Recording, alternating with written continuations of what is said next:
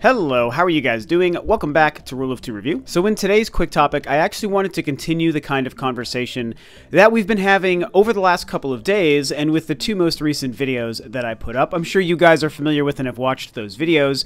That is the concept of whether or not Nintendo's next machine and their next hardware after the Nintendo Switch should be sort of a continuation or an evolution of what the Nintendo Switch is, basically meaning a console and handheld hybrid device. Those two videos were actually a lot of fun to do and a really neat and fun kind of experiment, if you want to call it, to see how people reacted to those videos, especially because I put out the more, quote, negative-leaning video first, before ending on part 2, which was kind of more of the positive side on why Nintendo should consider continuing the idea of the handheld device. And it was really cool, and I really appreciate everyone's responses and views on that video, on those two videos, I should say, because like I said, it was a lot of fun to do, and through that, I kind of feel like the conversation isn't necessarily complete, because what I wanted to do now is talk about whether or not even other companies might want to eventually step into the similar space as what the Nintendo Switch is, and try their own sort of hybrid device. Now, in a weird way, this also continues a conversation from many, many months ago, and I'm sure you guys remember, or maybe even saw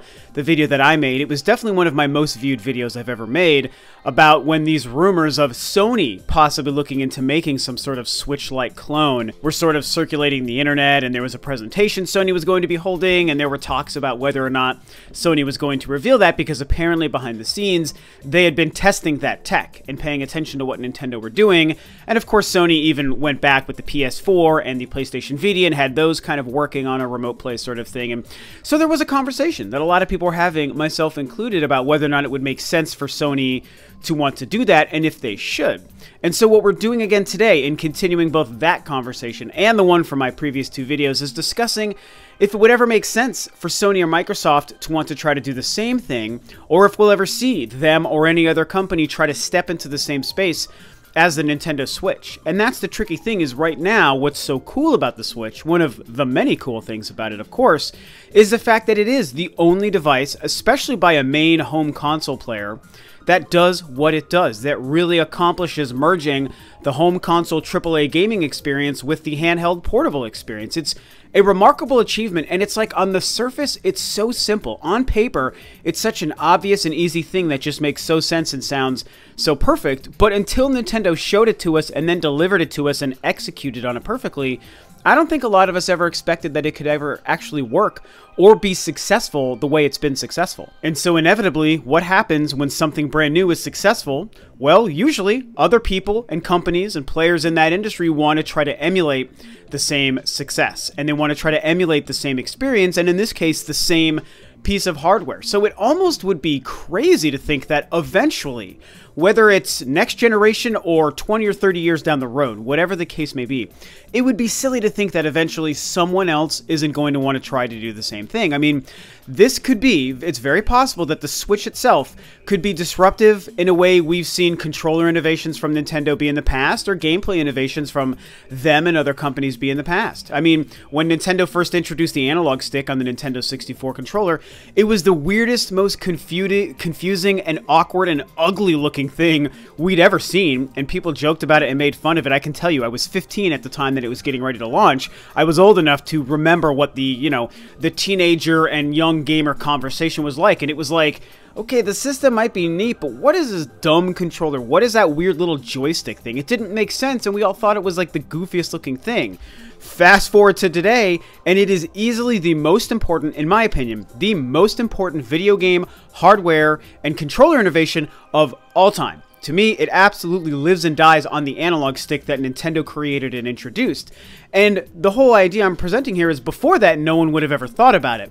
Here comes Nintendo, implements and executes on it perfectly, and now it is the standard, and pretty soon Sony made their own version of a DualShock that had analog sticks. And by the time Microsoft jumped into the fray with the Xbox, they had analog sticks, and the Dreamcast had analog sticks, and it's what we do. So now we look at the Switch, which is the first major piece of hardware by a major company to do the handheld hybrid console thing. Why wouldn't eventually that be picked up by somebody else? Now here's the tricky thing though. Doing this specifically, way more than something simple like a controller innovation like shoulder buttons or an analog stick, doing something like this is such a huge, massive change to a company's business model And so much goes into making sure that their company and its success revolves around this idea of being a hit and being executed well and people picking up on it, that it's definitely more dangerous kind of territory for a company to step into. I mean, even Nintendo themselves were taking a huge, massive gamble coming off of the Wii U, which failed, and taking that same concept and just making it better with the Switch and doing it again. I mean, there was such a huge chance that the Switch might not have taken off and been a huge hit and be selling as well as it is. They got lucky because they do this stuff so well. They know how to make things good. Sony and Microsoft, again, companies I love. I love their machines. I love the PlayStation and the Xbox brands. But they don't necessarily try things like this to the same degree. And there's also another element here, which is if you want to step into the Switch space and the home console hybrid space, that means you're also stepping into Nintendo's stomping ground, the place that they have owned for decades upon decades, which is the portable market. You don't go up against Nintendo in the portable space because you will get burned, you will get chewed up and spit out by the Nintendo machine like nobody's business. I mean, it's just insane. And we've seen some competitors, even some decent competitors over the years, and some that have done okay. I go back, as an old man, I go back to the Atari Lynx and the Sega Game Gear days, and there was like the Gamescom, and then there was the TurboGrafx Mini, I don't remember what that was called, the TurboGrafx Mini, the Neo Geo Pocket, all of these things that came and went. And then, of course, Sony tried twice with the PSP and the Vita, both really quality machines that did certainly see success, especially the PSP. I mean, people don't really think about or discuss how successful that machine really was, but it did do very, very well for itself.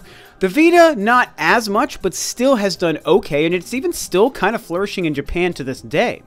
So we have seen some companies be able to do okay standing up against Nintendo directly in the portable space. But it's still such a huge gamble, because think about it. That means we could be looking at a PlayStation 5, or a PlayStation 6, or a PlayStation 7, you know, depending on however many years down the road this might happen, where suddenly, instead of it being a home console attached to your TV, it's literally a hybrid device. So it's not like they would potentially have both the PlayStation 6 and the hybrid device on the market. No, the whole idea of the Switch is that it does both at the same time, and it becomes your sole piece of hardware, which means Sony would then... the PlayStation 6 would be only the Switch-like hybrid device, and that's a huge gamble for them, because if it doesn't take off, they don't have that traditional PlayStation home console to back them up and to keep them successful, just in case their weird version of the hybrid doesn't take off. Microsoft is tricky in their own right, because they've recently been struggling to even get their Xbox brand to do so well. They started off pretty strong, and then they started to make ground when they made some smart decisions, but then as the software started to fall off, so has the console sales, and so has the interest. And so they're in a precarious situation, despite being easily the most rich and money-heavy business of the three. I mean, no one has more money and clout and capital than Microsoft compared to Sony or Nintendo, so they could afford to do whatever they want. But it seems like they might not be as invested in home console, non-PC gaming like they were a couple of years ago, even leading up to the launch of the Xbox One. And so again, you run into the same problem where, just like with Sony, you'd be stepping into a market where Nintendo is already dominant and continuing to be dominant with the Switch. If Nintendo chooses to keep doing the Switch hybrid device idea for the next couple of years and generations, that means, again, you're trying to face up against Nintendo. And I think Sony has shown they can be mildly successful. I think Microsoft would, honestly, and I love Microsoft, you guys, I think they would outright fail. I just don't think that they could possibly make a machine that would seem competitive and compelling enough to people when you already have a Nintendo-like device doing the same thing, where they've proven themselves for decades in a row. And even if in a world where Sony had also tried to do the same thing, then you're also going up against Sony. I mean, I just don't think Microsoft has it in them to spend all of the money and the R&D and the resources and the research to create a device like this and put it out there into this competitive market where they're struggling with just their home console and make that a hit. But to be fair, you know, let me bring it back and say, to be fair, doing that exact thing is the same gamble Nintendo took with the Switch in the first place, which turned out well. I mean, we could talk about how the Xbox One is failing compared to the Switch and the PS4, sure, but then at the same time, when the Wii U was out, that was easily failing compared to the Xbox One and the PS4, yet Nintendo still went the Switch route and still has seen massive success and essentially kind of saved their business for the time being. So, you know, I guess it should be fair to say that maybe Microsoft could do the same thing. But I just feel like it's that X factor of going up against Nintendo in this space. So there are a lot of reasons to think eventually, yes, I ultimately do think somebody, whether it's Sony, Microsoft, or somebody else, whether it's in 5 years or 25 years, somebody will eventually try to do what the Switch is. It could be very, very soon, you guys. Somebody might be ballsy enough to just put their version out there in the next couple of years and say, screw it, we don't care. It's how obvious it is that we're copying Nintendo. Let's just put it out there and try to make money. Eventually it will happen, but it's a precarious situation to step into. I think Sony or Microsoft would have to be very careful with how they do it.